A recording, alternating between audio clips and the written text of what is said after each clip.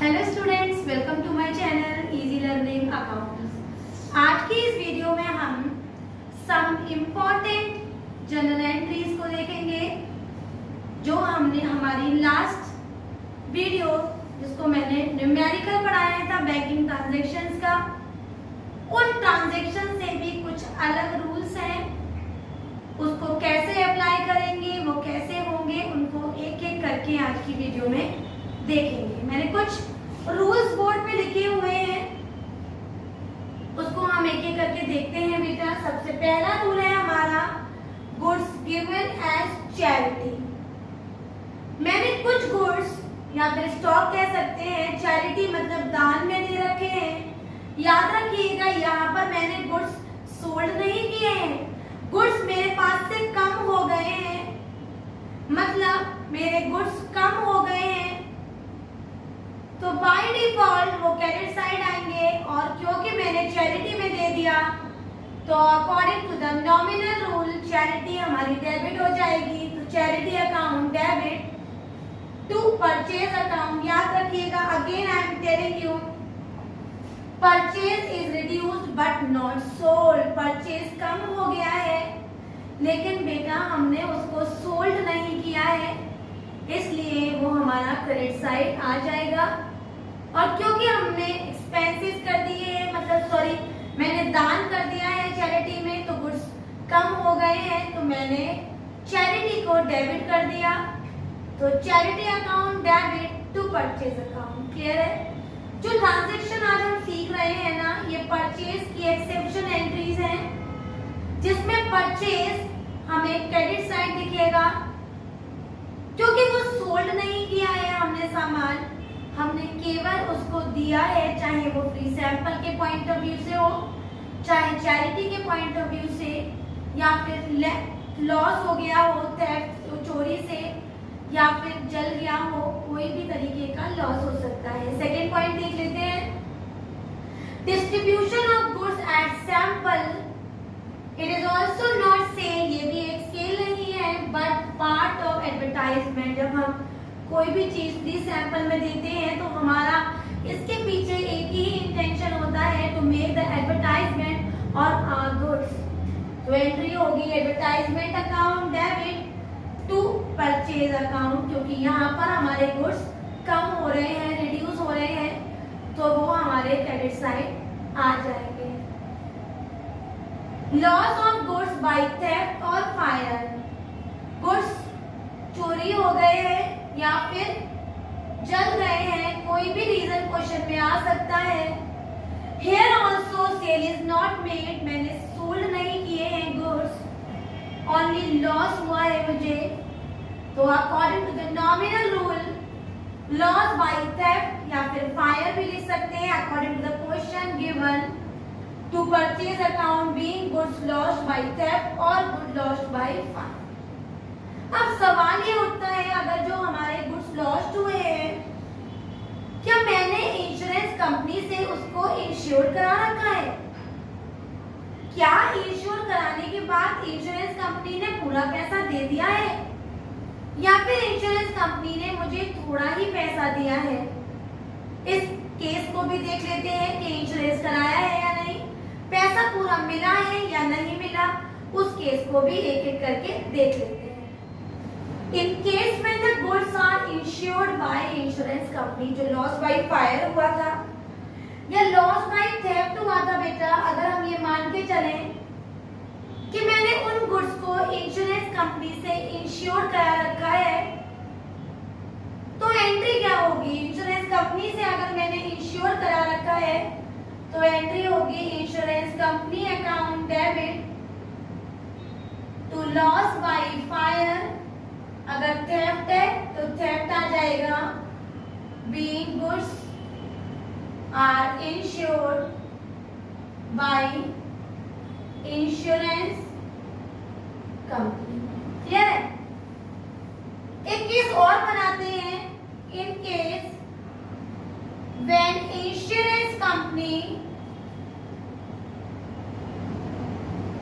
Paid full amount. अगर insurance company ने बेटा हमारा फुल अमाउंट पे कर लिया जो लॉस हुआ था,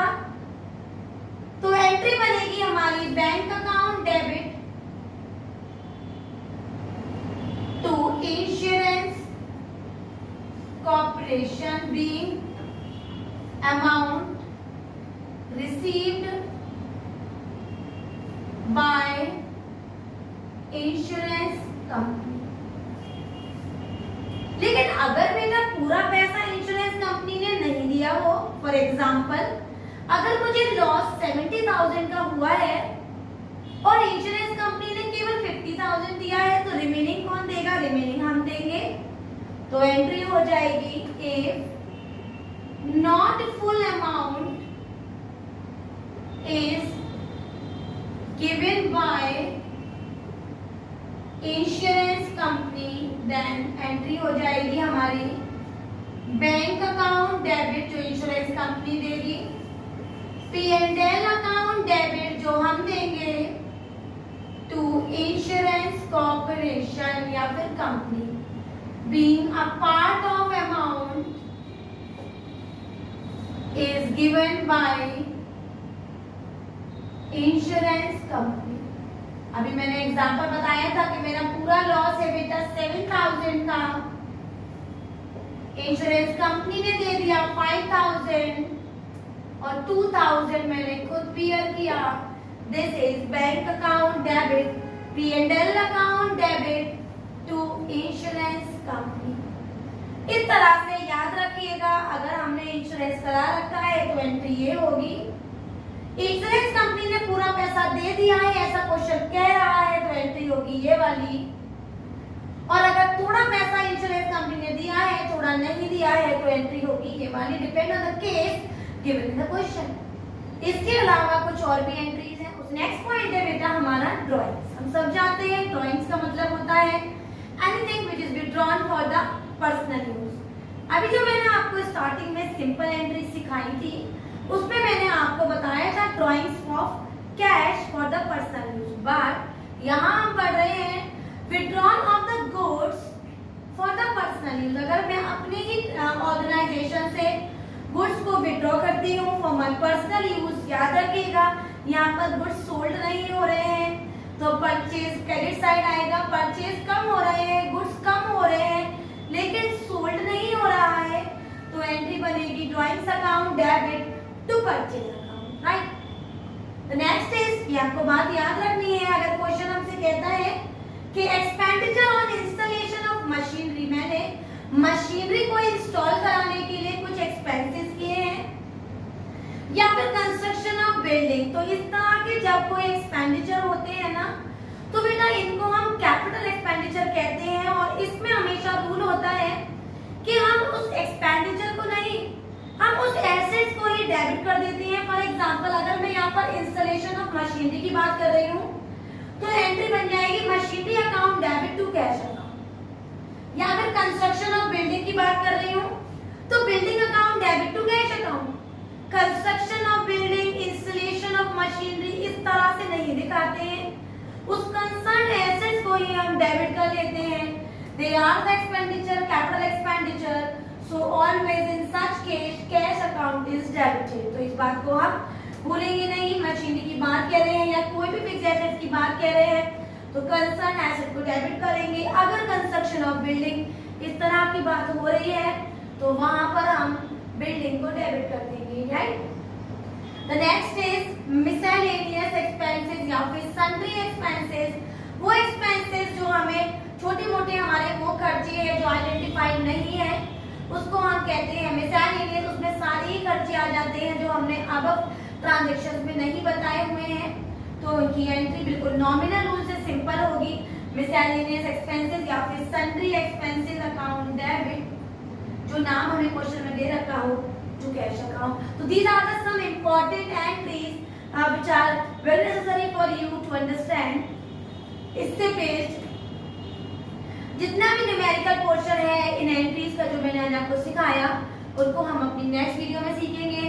अगर आज के ये रूल्स आपको अच्छी तरह क्लियर हो गए हो, कोई भी पॉइंट अगर आपको नहीं आता है ना तो आप उसको कमेंट करके पूछ सकते हैं, मैं जरूर आपको रिप्लाई करूंगी। वीडियो समझ में आई हो, सारे पॉइंट्स क्लियर हो गए हो तो मेरी वीडियो को लाइक करें, शेयर करें और मेरे चैनल को सब्सक्राइब जरूर करें। थैंक